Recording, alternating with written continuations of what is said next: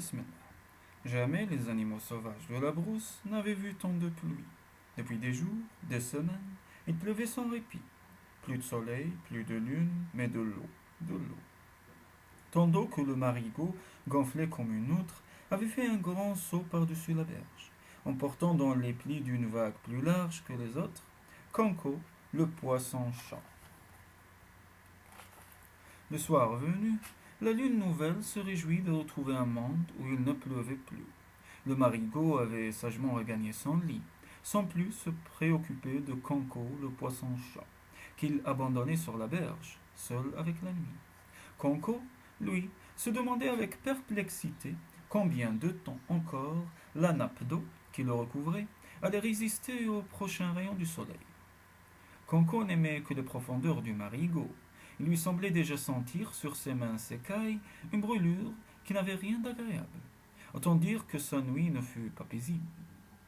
Conco commençait à s'assoupir au souffle frais et aux premières lueurs de l'aube, quand une vive douleur à la naissance d'une moustache le tira de sa somnolence. Ouvrant alors un œil larmoyant, il aperçut tout près de lui Volo la perdrix, qui tenait dans son bec la pointe de sa moustache, et elle tirait. Considérant l'œil rond et bien ouvert de Conco le poisson-chat, Volo la perdrix lâcha sa proie et se mit à babiller de la plus agaçante façon. Son caquetage la faisait redouter de toute la brousse. Chacun fouillait à son approche. Conco, lui, ne pouvait bouger, et pour cause, aussi la bavarde en profitait-elle. Poisson-chat, mon cousin, as-tu passé la nuit en paix conclut-elle enfin. Conco était poli. Il ne dit rien sur la façon dont il venait d'être réveillé. Il acquiesça seulement. En paix, oui. Volo pencha une tête coquette. Pour me faire pardonner bien vite de t'avoir réveillé de si bonne heure, je t'invite au petit déjeuner, cousin. Quittons cet air trop nu et mouillé, cacta-t-elle avec aplomb. Les champs sont mûrs. Allons manger, allons grappiller. Manger quoi? Grappiller comment? Dit Conco le poisson-chat, en pensant tristement au délicieux tétard du fond du marigot. Du mil, mon cousin, du maïs, des haricots, mon cousin, des arachides, du manioc, des patates, mon cousin. Mais je ne peux aller au champ, ma cousine, je n'ai rien de ce qu'il faut pour y aller. Et puis, il n'y a pas de tétard là-dedans. Je te prêterai tout ce que tu voudras, et tu te régaleras, foi de volo. Je n'ai pas de pattes, je t'en prêterai. Je n'ai pas d'ongles, je t'en prêterai. Je n'ai pas de bec, je t'en prêterai. Je n'ai pas d'ailes, voyons, je t'en prêterai. Et Volo la perdrix prêta à Conco le poisson-chat tout ce que celui-ci n'avait pas pour aller déjeuner au champ. Et tous deux s'enfuirent vers les terres labourées que la pluie avait fait germer de prodigieuses façons. Là, ils se régalèrent, même Conco. Vrai, peut-être les pattes, les ailes et le bec prêtés par Volo y étaient pour quelque chose, toujours est-il qu'il savoura avec délectation épis de maïs et haricots. Soudain, s'arrêtant brusquement de picorer, Volo dressa la tête, tendit l'oreille, fit tourner un œil sur ses gardes. Quelqu'un venait. Volo reconnut aussitôt le pas lourd qui martelait la sente menant au champ. C'était celui de Keba, le maître. Courant à son compagnon, la perdrix lui réclama impérieusement. Rends-moi ce que je t'ai prêté. Quoi? Comment? Demanda le poisson-chat. Rends-moi mes pattes, mes ongles, mon bec et mes ailes. Et Conco dut rendre pattes, ongles, bec et ailes. Il resta nu avec ses moustaches et ses minces écailles au milieu du champ. Volo la perdrix s'envola sous le nez de Keba le cultivateur. Le plus étonné de tous fut Keba, quand il aperçut Conco affalé sur un lit de feuilles de haricots. Ça alors, un poisson qui grappille. Alors Conco se lamenta en un chant très doux. La pluie m'a oublié, Volo m'a entraîné.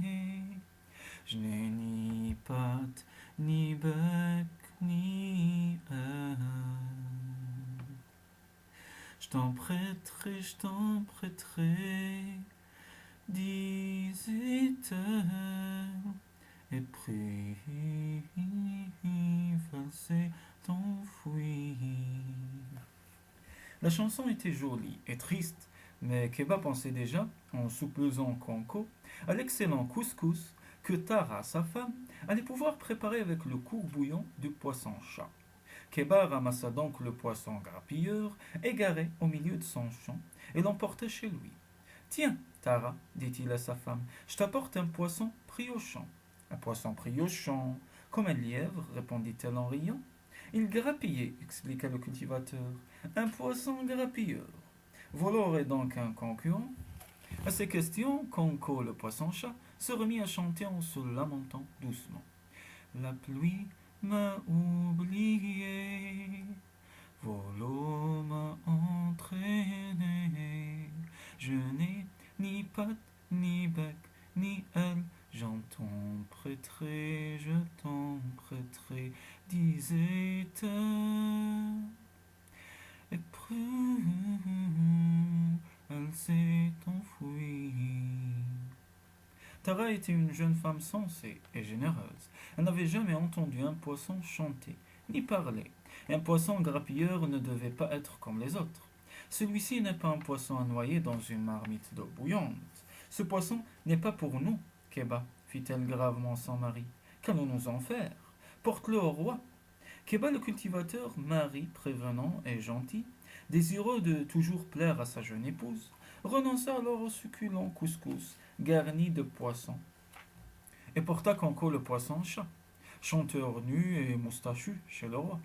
Seigneur, je t'apporte un poisson que j'ai pris dans mon champ, dit-il au roi, devant lequel il était parvenu non sans peine ni palabre.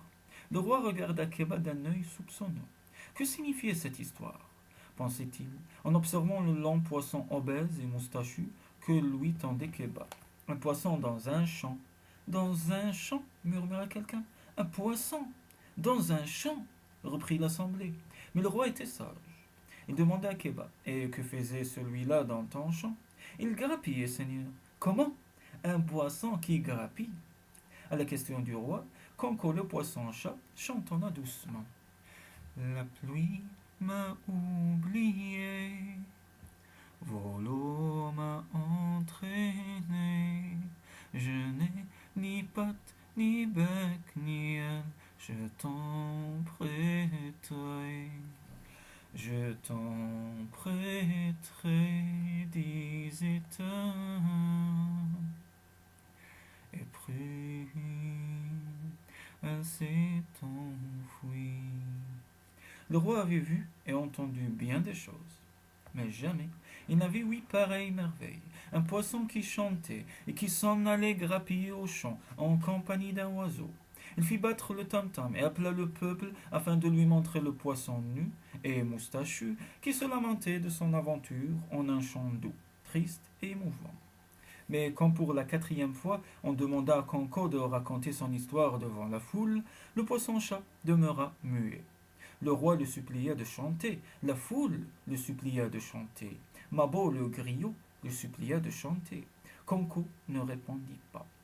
Mabo le griot fut le seul à comprendre le silence de Conco le poisson-chat. Le poisson grappilleur ne chantait pas pour amuser son public, il rêvait des eaux profondes de son marigot. Il chantait pour émouvoir les hommes et les suppliait de le ramener au marigot. Conco le poisson-chat ne désirait pas les honneurs et les divertissements, il pleurait. Alors le roi ordonna à Mabo, le griot, de porter le poisson-chat hors des terres du royaume et d'en faire ce que bon lui semblait.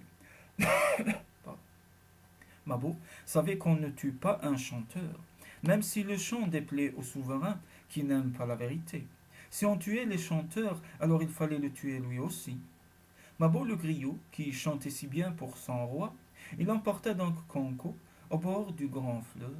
Au moment de le jeter à l'eau, il lui conseilla: ne va plus jamais grappiller, poisson chanteur. Mais à peine tournait-il le dos au fleuve qu'il entendit la voix de Conco, le poisson-chat, qui lui parvenait du fond de l'eau et qui chantait. Méfie-toi surtout des mauvais prêteurs, Mabo, mon frère. Ils t'offrent leurs services inutiles, Mabo, mon frère. Mais ils te dépouillent quand tu es dans le besoin. Ma beau mon frère. Et ma beau sourit. Ce poisson grappilleur était un vrai chanteur.